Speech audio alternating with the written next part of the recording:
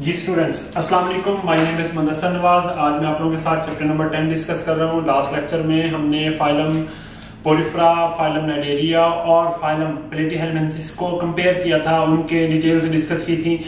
आज हम 3 फाइलम्स पढ़ेंगे, फाइलम नीमाटोडा, फाइलम एनालिडा और फाइलम आर्थ्रोपोडा। तो हम पहले फाइलम नीमाटोडा के बारे में डिस्कस करेंगे, ठीक है जी। फिर इसके बाद हम फाइलम एनालिडा के बारे में डिस्कस करेंगे, फिर हम डिस्कस करेंगे फाइलम आर्थ्रोपोडा के बारे में। सबसे पहले इनका इंट्रोडक्शन, इन तीनों फाइलम्स का इंट्रोडक्शन डिस्कस कर लेते हैं जी। इनमें हम कंपेयर करेंगे। तो नीमाटोडा क्यों कहा जाता है? इंट्रोडक्शन, नीमाटोडा पॉइंटेड एंड्स रखते हैं। ऐसे ऑर्गेनिज्म हैं जिनके एंड्स पॉइंटेड होते हैं। मैं इनकी डायग्राम बनाऊं तो ऐसे डायग्राम बनेगी कि इनके एंड्स जो होते हैं वो पॉइंटेड होते हैं। ये इनके किनारे जो है बिल्कुल नोकीलेस होते हैं। ऐसे ऑर्गेनिज्म होते हैं, इन्हें नाम देते हैं हम पॉइंटेड एंड रखने वाले ऑर्गेनिज्म। तो ये बेसिकली कीड़े हैं, वर्म्स हैं, लेकिन राउंड शेप के हैं। जैसे वुड मार्कर है इस तरह के हैं, तो ऐसे राउंड शेप के वर्म्स हैं, इन्हें राउंड वर्म्स कहा जाता है, पॉइंटेड एंड्स है। अच्छा, इनकी बॉडी में सेगमेंट्स नहीं होते। जो एनालिडा है इनमें छोटे छोटे रिंग्स नजर आते हैं, मसलन ऐसे करके रिंग्स नजर आते हैं, ठीक है जी।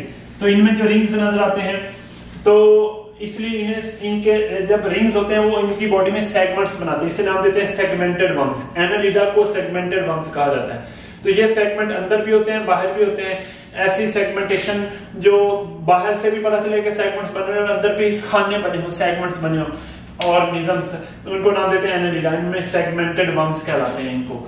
आर्थ्रोपोड ऐसे ऑर्गेनिज्म है। आर्थ्रो का मतलब ही क्या होता है? आर्थ्रो कहते हैं जॉइंट्स, जोड़। पोडा कहते हैं जो लेग्स होती हैं, फीट होते हैं, ठीक है जी।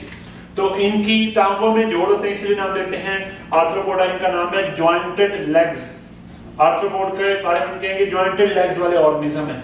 तो सबसे लार्जेस्ट फाइलम है, यानी कि जितने भी फाइलम है उसमें सबसे लार्जेस्ट फाइलम जो है वो आर्थ्रोपोडा का है। तकरीबन आप कह लें कि इसमें कितनी स्पीशीज पाई जाती हैं? तो आर्थ्रोपोडा जो है उसके अंदर ऑलमोस्ट 50,000 स्पीशीज पाई जाती हैं। कितनी स्पीशीज पाई जाती हैं? 50,000 स्पीशीज जो होती हैं। सिर्फ और सिर्फ किस फाइलम से बिलोंग करती हैं? फाइलम आर्थ्रोपोडा से। तो ये सबसे लार्जेस्ट फाइलम किंगडम एनिमिलिया के अंदर कंसीडर किया जाता है। अब हम इनकी स्ट्रक्चर की बात करते हैं। जो नीमाटोडा, इनकी स्ट्रक्चर कैसी होती है? तो आप डायग्राम में देखें तो इनकी बॉडी इलांगेटेड होती है, लंबी बॉडी होती है। हाँ, इनमें हेड का नहीं पता चलता, हेड प्रोमिनेंट नहीं होता, हेड इधर है या इधर है, समझ नहीं आती, ठीक है जी। तो हम कहते हैं इनमें नो प्रोमिनेंट हेड, इनमें हेड प्रोमिनेंट नहीं होता। इसके मुकाबले में अगर हम एनालिडा की बात करें तो एनालिडा के ऑर्गेनिज्म के अंदर मेटामेरिक सेगमेंटेशन होती है। यानी ऐसी सेगमेंटेशन है कि बाहर से भी सेगमेंट्स बने होते हैं, अंदर से भी सेगमेंट्स बने होते हैं। ऐसी सेगमेंटेशन को हम नाम कर देते हैं मेटामेरिक सेगमेंटेशन। तो मेटामेरिक सेगमेंटेशन का मतलब होता है कि इंटरनल सेगमेंट्स भी हैं और एक्सटर्नली भी सेगमेंट्स बने हैं। दोनों तरफ से क्या बने हैं जी? सेगमेंट्स हैं। बॉडी सेगमेंट्स में डिवाइड हो जाती है, बॉडी हिस्सों में तकसीम हो जाती है, इंटरनली और एक्सटर्नली दोनों जगह से। तो आर्थ्रोपोडा में जो है वो इनकी बॉडी को हाँ, इनमें हेड होता है। अच्छा, हेड जो है वो हो भी सकता है और हेड नहीं भी हो सकता। तो हेड मे बी प्रेजेंट और may not be present. Head हो भी सकता है और नहीं भी हो सकता। तो आर्थ्रोपोडा जो है इनके अंदर प्रॉपर हेड होता है और उसके बाद थॉरिक्स होता है। तो जिनमें हेड और थॉरिक्स हमने कहते हैं सिफेलोथॉरिक्स। सिफेलो का मतलब क्या होता है? सिफेलो कहते हैं स्कल को, हेड को। तो जिनमें हेड और थॉरिक्स जुड़े उन्हें नाम देते हैं सिफेलोथॉरिक्स। हाँ, इनमें अब्डोमन होता है, अब्डोमन के ऊपर छोटे छोटे रिंग्स होते हैं। इनके पास एडिशनल चीज होते हैं विंग्स। विंग्स जो होते हैं वो होते भी हैं और कुछ में नहीं भी होते। और विंग्स जो होते हैं वो किसके लिए काम करते हैं जी? फ्लाइट के लिए काम करते हैं, ठीक है। तो काकरोच से हम अक्सर डर जाते हैं। तो काकरोच जो है वो आर्थ्रोपोडा से बिलोंग करता है, उसमें क्योंकि क्या पाए जाते हैं जी? विंग्स होते हैं, ठीक है जी। अब जो नीमाटोडा है और एनालिडा है, आर्थ्रोपोडा है, अगर इनके हैबिटेट की बात करें,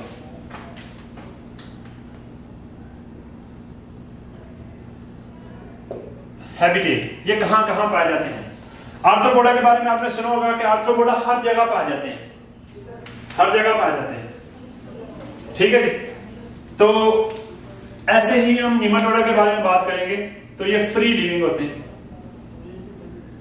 फ्री लिविंग का मतलब आजाद रहना रहते हैं। जो फ्री लिविंग होते हैं वो सॉइल में भी रह सकते हैं, ठीक है, टेरेस्ट्रियल प्लेस पे भी रह सकते हैं,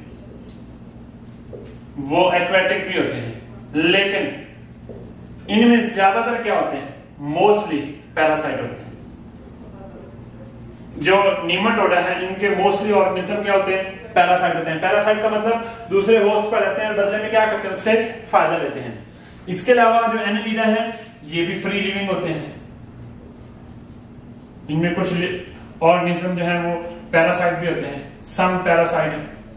अब फर्क क्या हो गया, जो नीमाटोडा है वो मोस्टली पैरासाइट है और एनालिडा में सम पैरासाइट है। जो फ्री लिविंग है वो कहां कहां पाए जाते हैं, फ्री लिविंग जो होते हैं वो एक्वेटिक भी होते हैं और टेरेस्ट्रियल भी होते हैं, यानी खुश्की पर भी रहते हैं और पानी में भी रहते हैं। जो आर्थ्रोपोडा है ये प्रेजेंट होते हैं एवरीवेयर, हर जगह पाए जाते हैं। कैसे देखेंगे, ये हर जगह होते हैं। अगर आप बात करें एयर में वहां होते हैं, अगर बात करें लैंड सॉइल जमीन वहां पर होते हैं, अगर आप बात करें वाटर तो वाटर के अंदर भी होते हैं।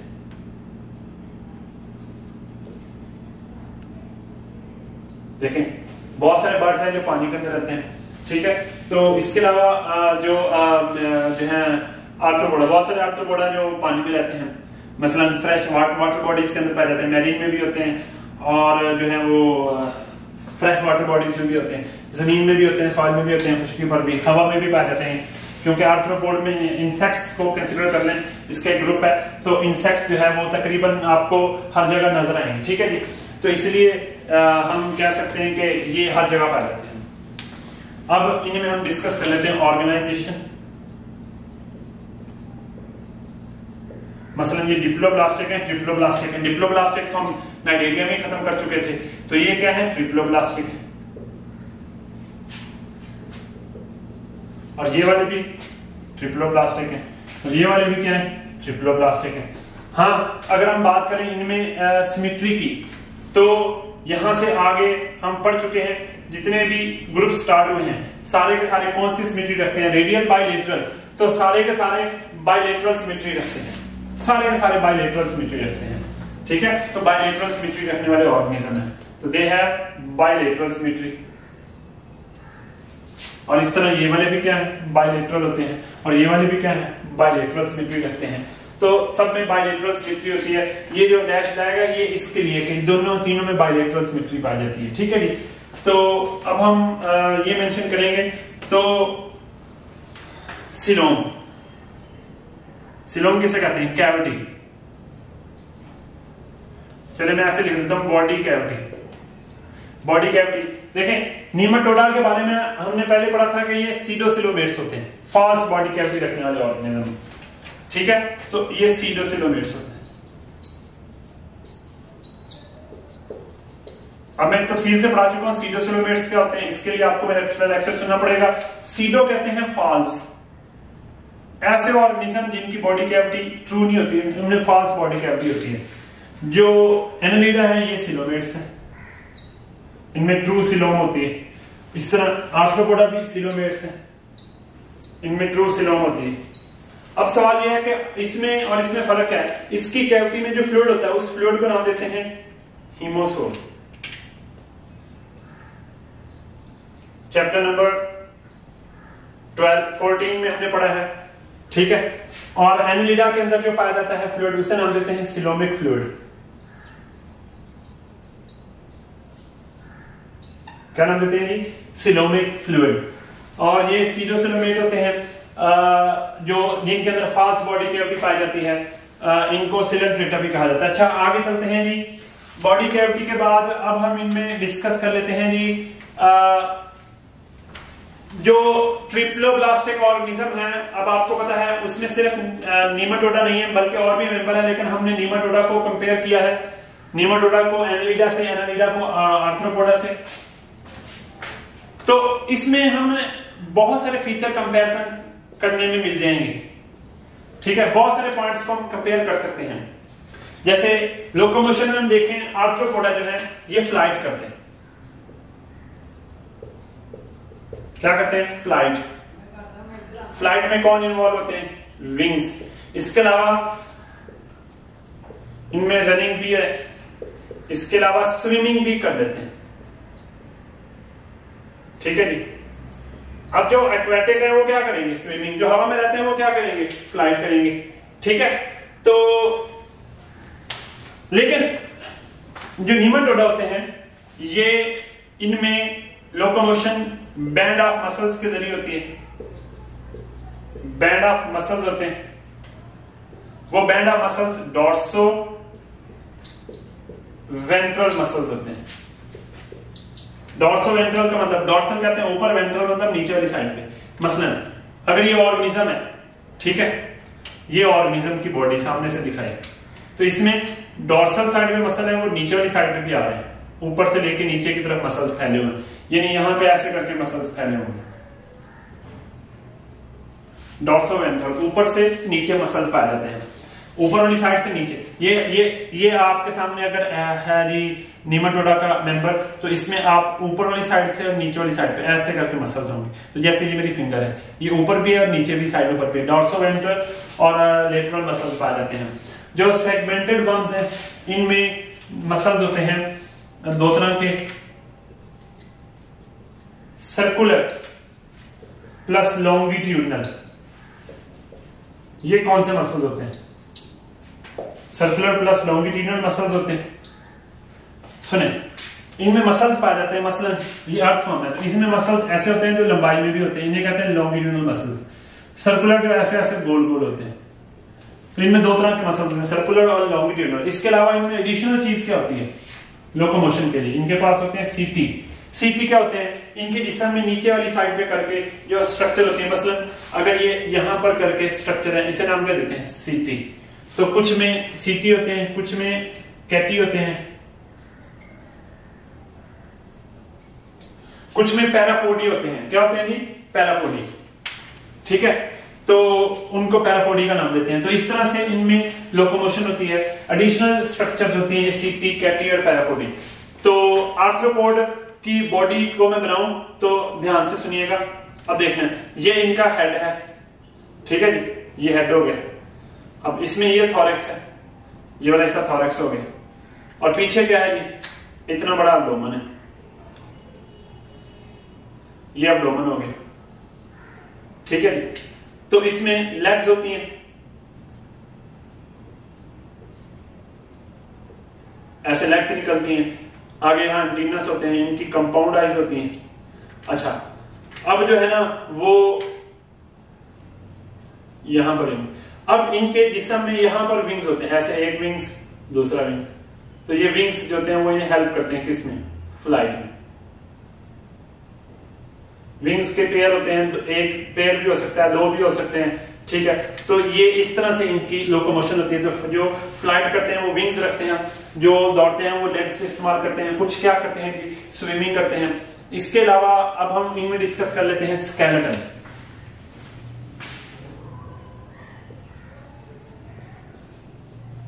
देखेंगे नीमाटोडा में स्केलेटन होता है, नीमाटोडा के मेंबर्स में स्केलेटन नहीं होता। नीमाटोडा मसल्स रखने वाले ऑर्गेनिज्म है, इनको स्केलेटन की जरूरत नहीं है। हाँ, एनालिडा के अगर एग्जांपल में दूं तो इसमें अर्थवर्म आते हैं, इनमें हाइड्रोस्टेटिक स्केलेटन होता है। हाइड्रोस्टेटिक स्केलेटन क्या होता है, अरे जिस्म में पानी भर जाता है, पानी भरकर जिस्म को शक्ल देता है। तो स्केलेटन सिर्फ हड्डियों को नहीं कहते, स्केलेटन कोई भी चीज जो जिस्म को शेप दे उसे स्केलेटन कहते हैं। इनका स्केलेटन कैसा होता है, हाइड्रोस्टेटिक स्केलेटन होता है। लफ्ज हाइड्रो का मतलब क्या है, पानी, स्टैटिक। तो इनमें पानी और इसके साथ पाए जाने वाले स्केलेटन से नाम देते हैं हाइड्रोस्टेटिक स्केलेटन। अगर आर्थ्रोपोडा की बात करें तो इनमें स्केलेटन होता है जो जिस्म में बाहर वाली साइड में पाया जाता है, उसे नाम देते हैं एक्सोस्केलेटन।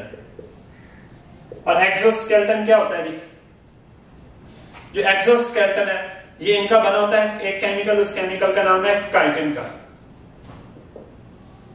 ठीक है, तो काइटिन फंजाई की सेल वॉल में पाई जाती है और इनके स्केलेटन में भी पाई जाती है। ठीक है, इनका हाइड्रोस्टेटिक स्केलेटन कैसे होता है, फ्लूइड होता है, पानी होता है। हाइड्रो जो होता है वो पानी को कहा जाता है। तो इनमें एक पानी होता है, वो पानी से भरी कैविटी होती है, वो हाइड्रोस्टेटिक स्केलेटन का काम करती है। मसलन इसके अंदर जो है वो पानी भरा होगा यहां पर जिस्म के अंदर, तो पानी जो है वो इनको प्रॉपर शेप देगा और इनकी बॉडी की शेप बनाएगा, इसलिए इनमें हाइड्रोस्टेटिक स्केलेटन पाया जाता है। ठीक है जी। और मजीद इसमें डाइजेस्टिव सिस्टम डिस्कस कर लें। बेटे नीमाटोडा का डाइजेस्टिव सिस्टम ट्यूब लाइक होता है, दूसरों की निस्बत जरा ये सिंपल होता है। ट्यूब किसे कहते हैं? पहले मैंने पढ़ा था sac like. Tube like digestive system वो होता है बेटे जिसकी दो ओपनिंग्स हो, दैट हैज टू ओपनिंग्स, जिसकी दो ओपनिंग हो, एक है एनस, दूसरी है माउथ। तो ऐसे ऑर्गेनिज्म जिनके डाइजेस्टिव सिस्टम में दो ओपनिंग हो उससे कहते हैं ट्यूब लाइक। ट्यूब कैसे? ऐसे एक माउथ होगा, एक एनस होगा, एक से खुराक अंदर आएगी, दूसरे से फालतू खुराक बाहर निकलेगी। अब ऐसे ही इनका होता है, इनका भी ट्यूब लाइक होता है। इनका भी कैसा होता है? ट्यूब लाइक डाइजेस्टिव सिस्टम होता है। अब इसमें एक्सक्रीटरी सिस्टम की बात कर लेते हैं लास्ट पे। इसके बाद नेक्स्ट पिक्चर है एक्सक्रीटरी सिस्टम। एक्सक्रीटरी सिस्टम से मुराद जो एक्सक्रीशन करवाता है, जिसम से मेटाबॉलिक वेस्ट निकालता है, जैसे अमोनिया है, इस तरह के वेस्ट को निकालने वाला सिस्टम होता है एक्सक्रीटरी सिस्टम। जो नीमाटोडा है इनमें एक्सक्रीटरी सिस्टम, क्योंकि हमने इससे पहले ग्रुप पढ़ा था फाइलम प्लेटीहेल्मिन्थेस, उसमें हमने पढ़ा था सबसे पहला एक्सक्रीटरी सिस्टम बनता है। ठीक है, तो इनमें एक्सक्रीटरी सिस्टम इस तरह से होता है कि लॉन्गिट्यूडनल फाइबर्स होते हैं, लॉन्गिट्यूडनल फाइबर्स होते हैं या ट्यूब्यूल्स होती हैं या स्ट्रक्चर्स होती हैं। मसलन अब आपके सामने ये डायग्राम में दोबारा बनाता हूं, ये नीमाटोडा है, ये कितना बड़ा,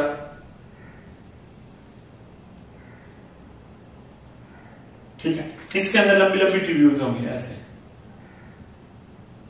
ये लंबी लंबी ट्यूब्यूल्स किसका काम करेंगी?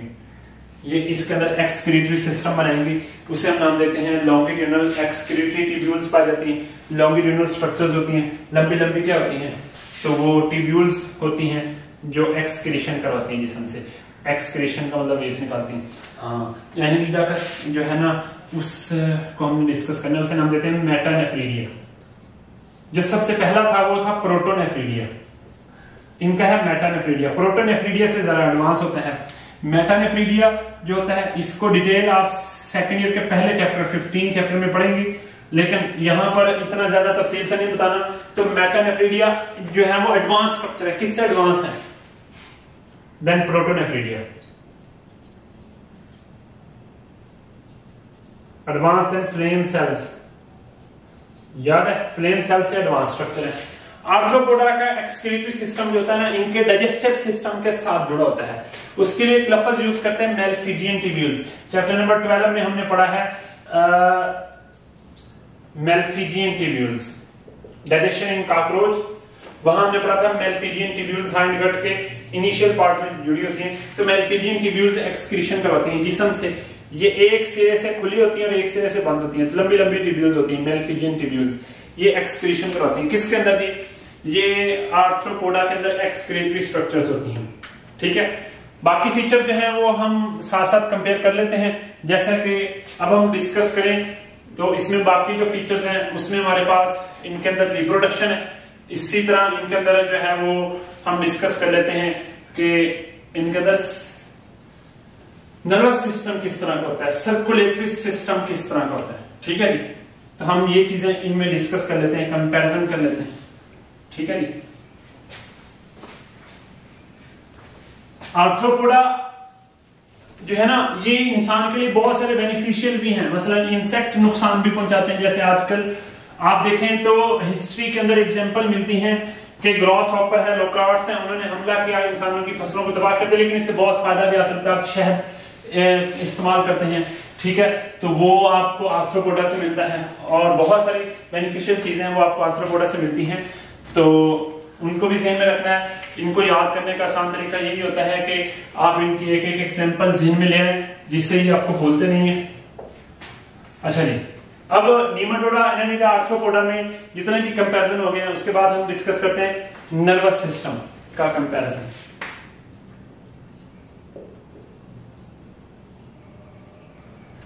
जो आर्थ्रोपोडा है, आर्थ्रोपोडा के अंदर एक प्रॉपर ब्रेन पाया जाता है हेड के अंदर।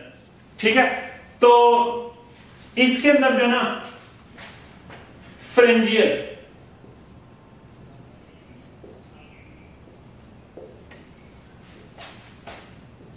उसे कहते हैं फेरेंजियल नर्व रिंग पाया जाता है।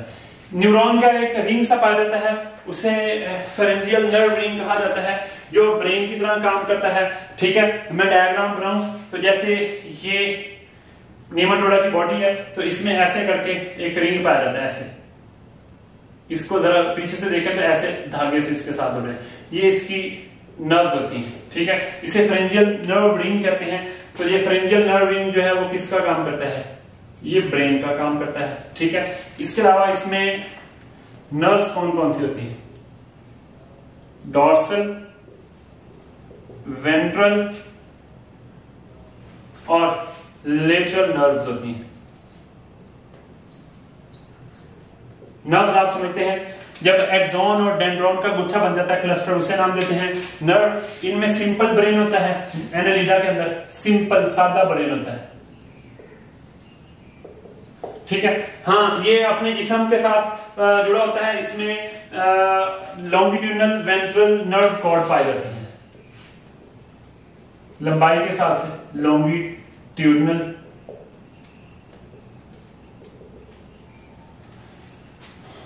Ventral nerve cord.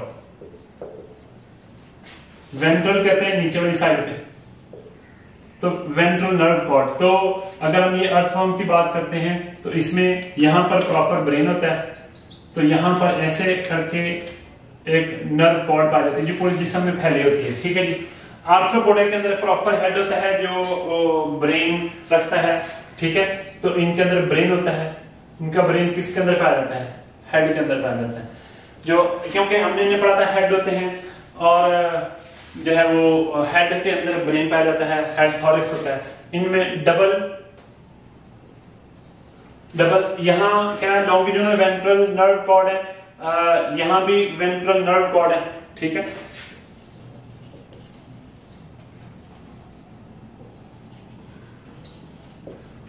अब ये जो लॉन्गिट्यूडनल वेंट्रल नर्व कॉर्ड है, ये भी डबल होती है। ठीक है, तो कैसे समझेंगे? जैसे ये मेरा हाथ है, आप इसको कंसीडर करें तो एक नर्व कॉर्ड इधर पाई जाती है, एक नर्व कॉर्ड इधर पाई जाती है। तो इस तरह से जो है वो दो नर्व कॉर्ड पाई जाती है। इन्हें कहा जाता है वेंट्रल नर्व कॉर्ड। इनमें रेस्पिरेटरी सिस्टम एब्सेंट होता है पहले ग्रुप्स के अंदर।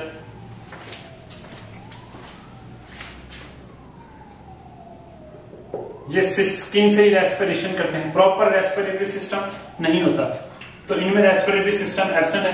तो कहां से करते हैं? स्किन से डिफ्यूजन करते हैं। इनमें भी रेस्पिरेटरी सिस्टम क्या होता है? एब्सेंट होता है। तो ये कहां से करते हैं? स्किन। इनकी जो जिल्द होती है, जिल्द ही मॉल के साथ गैसों का तबादला करती है। अरे आर्थ्रोपोडा के अंदर आपने रेस्पिरेटरी सिस्टम पढ़ा हुआ है कि इनमें रेस्पिरेटरी सिस्टम होता है, उसे ट्रेकियल सिस्टम कहते हैं। ठीक है, चैप्टर नंबर 13 है, उसमें हमने पढ़ना है तफसील से कि रेस्पिरेटरी सिस्टम कौन सा पाया जाता है जी। इनमें ट्रेकियल सिस्टम पाया जाता है, जो लंबी लंबी ट्यूब्स होती हैं, ट्रेकिया कहते हैं, जो एक्वेटिक इंसेक्ट्स होते हैं, एक्वेटिक आर्थ्रोपोड्स होते हैं। उन एक्वेटिक आर्थ्रोपोड के अंदर क्या पाया जाता है? उनके अंदर गिल्स पाए जाते हैं। तो उनके अंदर गिल्स होते हैं। ये गिल्स जो है ये एक्वेटिक ऑर्गेनिजम्स के अंदर पाए जाने वाले जो है वो स्ट्रक्चर है, जो आर्थ्रोपोड एक्वेटिक एनवायरनमेंट में रहते हैं, वहां पर उनके अंदर जो है वो ये एक्सचेंज ऑफ गैसेस कराते हैं। ठीक है जी। इसके बाद हम डिस्कस कर ले circulatory system, blood circulatory system. तो जो ब्लड सर्कुलेटरी सिस्टम है वो आर्थ्रोपोडा के अंदर जो है वो सर्कुलेटरी सिस्टम एब्सेंट होता है, इनमें नहीं पाया जाता। जो सॉरी एनालिडा के, नीमाटोडा के अंदर। और जो एनालिडा है, एनालिडा के अंदर जो सर्कुलेटरी सिस्टम है वो ओपन टाइप का होता है। चैप्टर नंबर 14 है, उसमें आपने कंपैरिजन किया होता है कि ओपन और क्लोज टाइप क्या होता है। ठीक है जी। तो याद रखना है अर्थवर्म के अंदर क्लोज टाइप का होता है। जब इसको कंपेयर करते हैं किससे? आर्थ्रोपोड से। आर्थ्रोपोड में ओपन टाइप का होता है। तो ओपन टाइप का सर्कुलेटरी सिस्टम है। ये ओपन टाइप और क्लोज टाइप से क्या मुराद है, मैं यहां समझाने लगा हूं, ध्यान से देखिएगा। ये फ्लूइड है जो बॉडी के अंदर फ्लो कर रहा है। ये एक पंपिंग ऑर्गन से गया, ये जिस्म से होकर नालियों में रहा, और नालियों में से होता होता जिस्म तक वापस आ गया। ऐसे को हम नाम देते हैं क्या यहां पे गया और यहां से होता होता फिर यहां, और ये पूरे ये नालियों के अंदर ही फ्लो करता रहा, यानी ब्लड वेसल्स के अंदर ही फ्लो करता रहा, इसे नाम देते हैं क्लोज टाइप, नालियों से बाहर नहीं गया। जबकि यहां पर क्या है, मसलन ये अगर हार्ट है जो पंपिंग मशीन है, तो उसने फ्लूइड को क्या कर दिया, ऐसे भेजा, फ्लूइड यहां से गया तो नालियों से बाहर निकल गया, जिस्म के हिस्सों में चला गया, वहां से दोबारा फिर नालियों में गया और तो फिर दिल में गया और दोबारा फ्लो किया। ऐसे सर्कुलेटरी सिस्टम को कहते हैं ओपन टाइप। तो इनमें ओपन टाइप है, इनमें क्लोज टाइप है, इनमें सर्कुलेटरी सिस्टम होता ही नहीं है। अब हम इनमें लास्ट फीचर डिस्कस कर लेते हैं, सेक्सुअल रिप्रोडक्शन और एसेक्सुअल रिप्रोडक्शन। तो हम ऐसे हेडिंग दे लेते हैं कि रिप्रोडक्शन, जो नीमाटोडा और आर्थ्रोपोडा है उनमें हम रिप्रोडक्शन को डिस्कस करेंगे। याद रखना जो नीमाटोडा है उनमें सेक्सुअल रिप्रोडक्शन होती है, ये सेक्सुअल रिप्रोडक्शन करते हैं, और ये यूनिसेक्सुअल होते हैं, एक बॉडी पर एक ही सेक्स होता है, ठीक है, मेल अलहदा फीमेल अलहदा, ठीक है। तो यूनिसेक्सुअल का मतलब होता है कि ये एक बॉडी पर एक सेक्स है। अच्छा, ये सेक्सुअल रिप्रोडक्शन करते हैं एनालिडा सेगमेंटेड वंस, लेकिन ये हर्माफ्रोडाइट होते हैं। हर्माफ्रोडाइट क्या होते हैं, एक ही बॉडी पर दोनों सेक्स, ऐसे ऑर्गेनिजम्स को नाम पे लेते हैं हर्माफ्रोडाइट। तो हर्माफ्रोडाइट होते हैं,